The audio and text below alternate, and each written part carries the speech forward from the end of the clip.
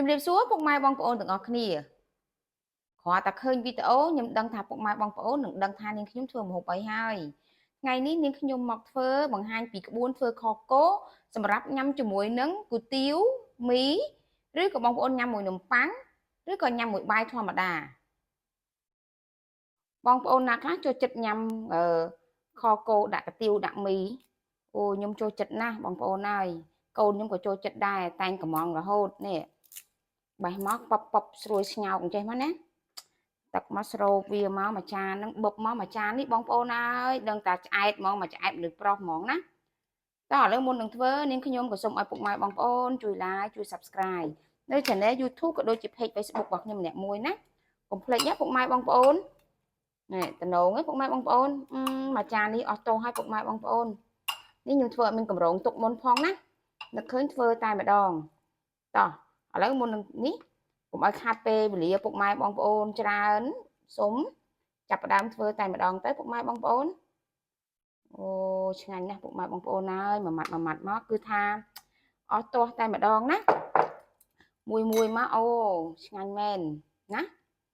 បងប្អូនធ្វើវីដេអូនេះមើលវីដេអូនេះឲ្យកុំខាបងប្អូននឹងបានខកូមួយដែលឈ្ងុយឆ្ងាញ់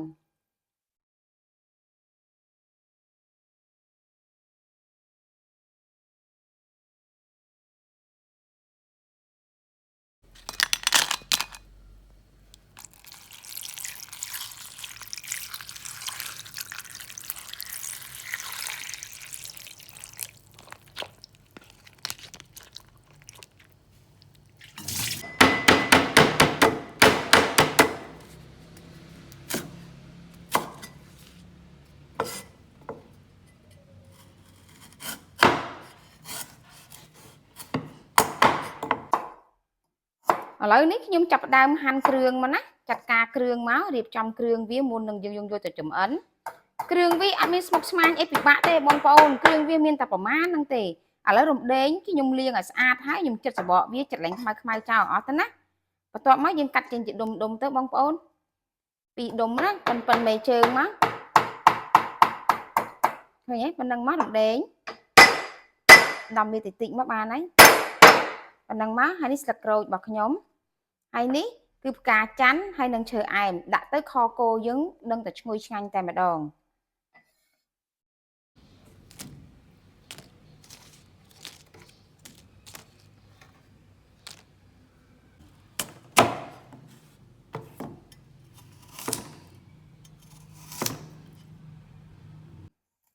បន្ទាប់ពីខ្ញុំហាន់គ្រឿងហើយបន្ទាប់មកខ្ញុំដាក់ហាន់បន្លែខ្ញុំថ្ងៃនេះអត់មានអីច្រើនស្មុគស្មាញទេមានតែការ៉ុតយើងកាត់ក្បាច់អញ្ចឹងមកហើយកាត់វាដុំធំប៉ុណ្ណេះណាទូចពេកវារលួយធំពេកវាបងប្អូនត្រូវការរងាស់យូរអញ្ចឹងណាអានេះវាធំជាងគេយើងកាត់ជាពីរមក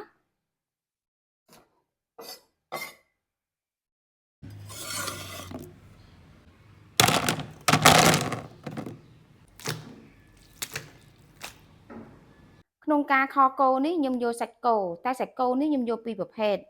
បងប្អូនខគោនេះបងប្អូនយកសាច់ត្រឹមត្រូវល្អអត់ឆ្ងាញ់ទេណាបងប្អូនជឿខ្ញុំទៅនេះអាតែសាច់ចេះអាអមឆ្អឹងជំនីប៉ុន្តែវាមានតែសាយអញ្ចឹងហើយនេះតែសាយអញ្ចេះបងប្អូនតម្លៃធូរថ្លៃហើយឆ្ងាញ់ណាស់គ្រាន់ថាបងប្អូនត្រូវការពេលវេលានៃការរងាស់បងប្អូនយកតិចតែយកសាច់ផ្លូវសាច់ច្រឡក់សាច់ស្មាមុខសាច់អីហ្នឹងចប់ហើយបងប្អូនអត់ឆ្ងាញ់ទេណាតោះឥឡូវយើងយកមកយើងចាប់ផ្ដើមដើម្បីកាត់វាជាកង់ដុំមកណាខ្ញុំកាត់រៀងដុំធំតិចមកណាដើម្បីពេលវារងាស់ទៅសាច់គោវាប្រកាសជាស្វិតទូចហើយវាអត់ធំទេ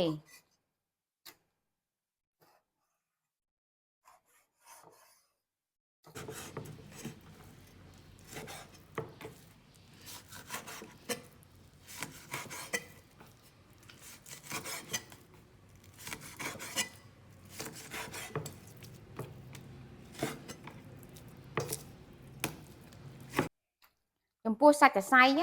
ខ្ញុំកាត់ដុំធំវែងដូចគ្នាហើយសាច់សរសៃនេះងាស់យូរណាស់បងប្អូន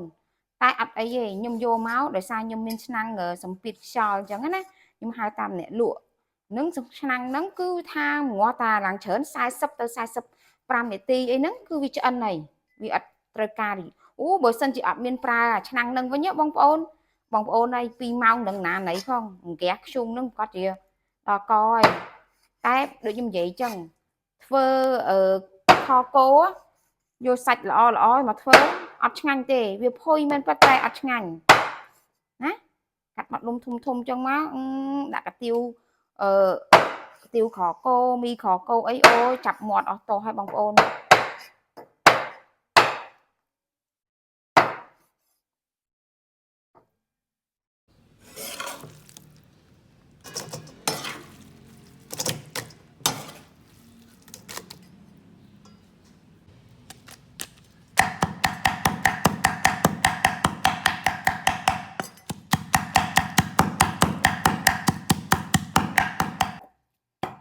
យើងកាត់សាច់កាត់អីរៀបចំគល់ក្រៃរំដេងហើយអស់ណា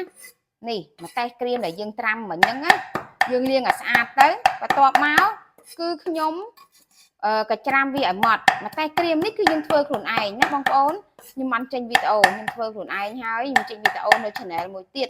ចាំថ្ងៃណាមួយខ្ញុំរកម្ទេសក្រៀមដែលបានល្អខ្ញុំនឹងបង្ហាញពីក្បួនធ្វើម្ទេសក្រៀមឬម្ទេសឆ្អើរជូនបងប្អូនម្ទេសក្រៀមឬម្ទេសឆ្អើរដែលយើងធ្វើខ្លួនឯងបងប្អូនគឺមានសភាពល្អមែនតែនល្អខ្លាំងហើយពណ៌ក៏ល្អហើយម្ទេសខ្មែរយើងទៀតណាបងប្អូនហើយដាក់ច្រើនក៏អត់ស្រូវហឹលដែរអត់ហឹលហើយពណ៌អស់តោះហើយបងប្អូនមើលនៅក្នុងវីដេអូដឹងណាសម្រស់អស់តោះតែម្ដងយើងក៏ច្រាំម្ទេសនឹងឲ្យម៉ត់ទៅណា ឥ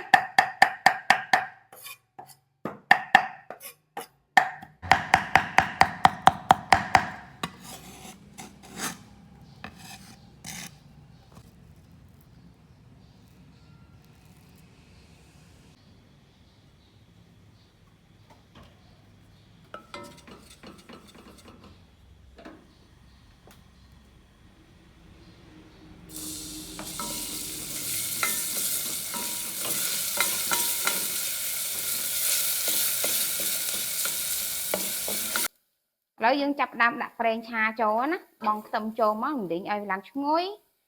ម្ទេសក្រៀមនេះដែលយើងកច្រាំមិញហ្នឹងយើងយកមក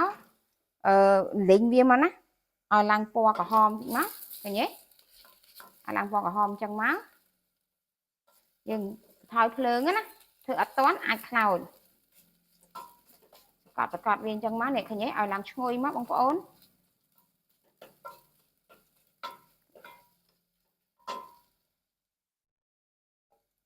កន្លែងនេះគឺខ្ញុំបន្ថែមស្ករតិចមកណាដោយសារ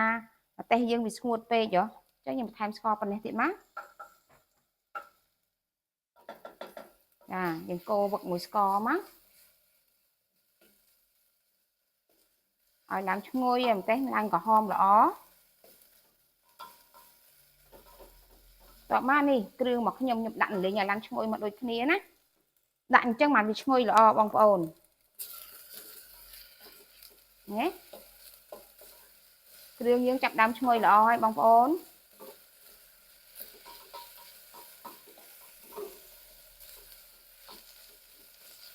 ឥឡូវគ្រឿងខ្ញុំឈ្ងុយហើយខ្ញុំចាក់ទឹកត្រីបន្តិចមកទឹកត្រីខ្ញុំដាក់2ស្ព្រាបាយមកណា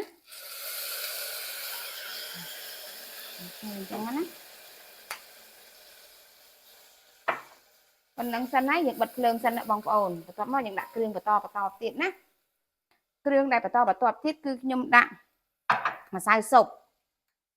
ស្ករមិញខ្ញុំដាក់តែបន្តិចណាដាក់ដើម្បីឲ្យមានសំណើមម្សៅស៊ុបមួយស្ព្រាកាហ្វេមកហើយស្ករត្នោតខ្ញុំដាក់មួយស្ព្រាបាយមកមួយស្ព្រាបាយកំប៉ុងមកណាដាក់សិនមកវាចោះមកអស់មកសិនមក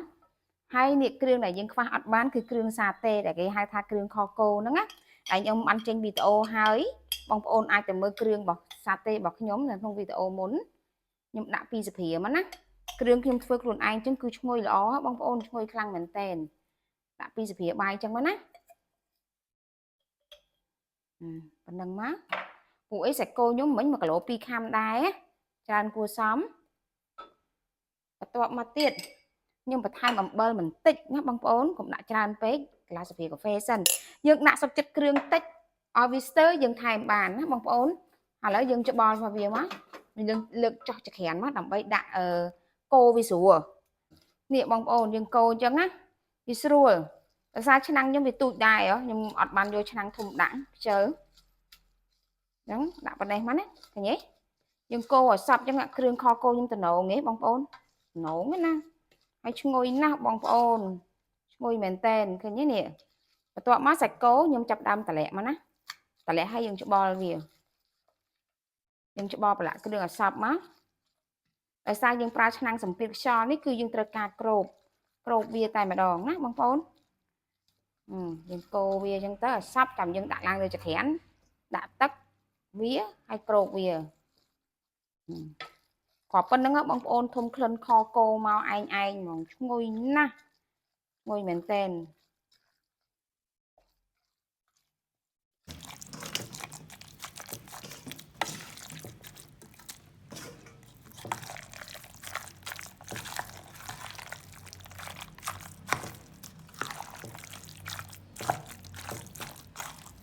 កន្លែងនេះខ្ញុំដាក់ឡើងចក្រានវិញណាខ្ញុំកូរគ្រឿងវាសព្វហើយខ្ញុំដាក់ឡើងចក្រានវិញបងប្អូនចង់ឆាលើចក្រានក៏បានដែរដូចខ្ញុំនិយាយមិញអញ្ចឹងអត់អីទេចោះខាងក្រោមចក្រានក៏បានលើចក្រានក៏បានដោយសារសាច់គោវាអត់មានឆ្អាបដូចត្រីទេដោយសារឆ្នាំងខ្ញុំវាទូចឥឡូវខ្ញុំកូរឆាហើយខ្ញុំចាក់ទឹកណាចាក់ទឹកហើយខ្ញុំគ្របរងាស់រយៈពេល40នាទី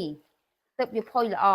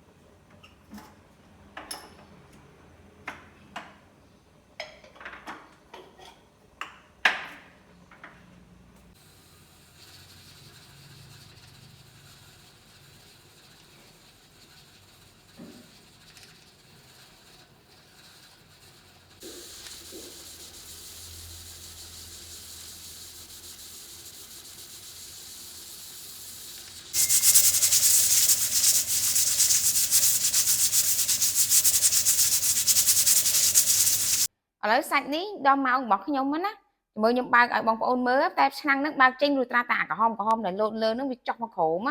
វាអស់ខ្យល់បាទយើងអាចបើកបានឃើញទេណែលើផ្សែងតិចណែផុយល្អខ្លាំងណាផុយល្អហ្មងឃើញទេបងប្អូនកន្លែងនេះយើងអាចបន្ថែមទឹកបន្ថែមអីបានឃើញទេសាច់ខ្ញុំតផុយអញ្ចឹងมันឆ្ងាញ់ណាសម្រាប់ខគោអូខេតោះឥឡូវយើងចាប់ផ្ដើមមកដាក់គ្រឿងក្រៅបន្ថែមទៀតណានេះគឺខ្ញុំចាក់ការ៉ុតចូលមកដាក់ការ៉ុតចូលឲ្យហើយមកបើកភ្លើងមកមិញខ្ញុំបិទណាព្រោះអីហ្នឹងទុកដល់វាត្រជាក់វាអស់សម្ពាធខ្យល់បាទយើងអាចបើកបានណា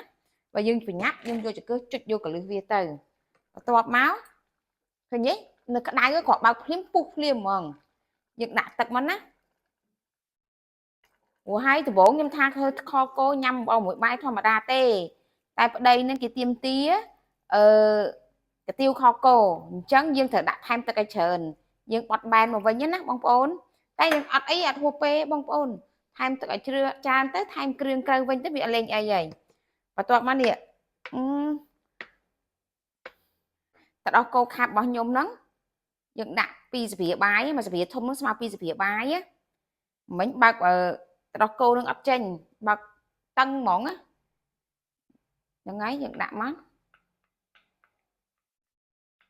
ហើយមិញខ្ញុំភ្លក់ទៅខគោខ្ញុំវារៀងសាពេហើយតែពេលយើងថែមទឹកនឹងទៀតវារឹតតែសាបទៀតអញ្ចឹងយើងថែមគ្រឿងក្រៅមកណាខ្ញុំថែមអំបិលមួយស្រាកាហ្វេទៀតមកណាទឹកដោះគោមិញវាផ្អែមហើយអញ្ចឹងខ្ញុំមិនអាចតដាក់ដោះគោតដាក់ស្ករទៀតហើយយើងរងាស់ឲ្យតានេះការ៉ុតនេះឆ្អិនណាម៉ែបងប្អូន ឃើញទេអត់មានអីពិបាកទេងាយងាយស្រួលស្រួលធ្វើមែនតែនឥឡូវនេះខ្ញុំរងាស់នេះការ៉ុតរបស់ខ្ញុំបានឆ្អិនរួចរាល់ហើយឃើញទេអូយពណ៌អស់ទៅហើយដោយសារយើងប្រើម្ទេសក្រៀមបងប្អូនម្ទេសក្រៀមធ្វើខ្លួនឯងហ៎ញ៉េឥឡូវរួចរាល់ហើយយើងទុកឲ្យវាពុះលើចក្រានទៅយើងឲ្យពុះវាហឹមហឹមហ្នឹងណាខ្ញុំបើកភ្លើងមកដាំទឹកដើម្បីស្រក់កាទៀវរបស់ខ្ញុំទឹកបោះដាំពុះហើយយើងសោះមកសណ្ដែកតាមមកភ្លោកមកបានហើយមកស្ពាត់ស្ពាប់អត់ឲ្យលួយទេតើលួយអត់ឆ្ងាញ់ទេណាតោះនឹងបានហើយយើងចាក់ដាក់ចានយើងមក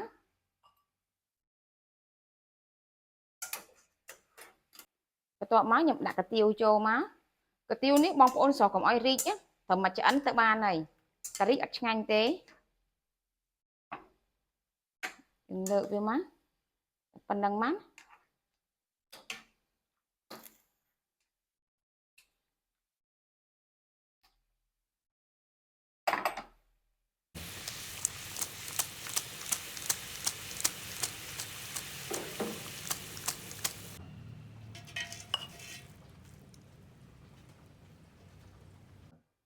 នេះយើងស្រូបទឹកនេះមកណា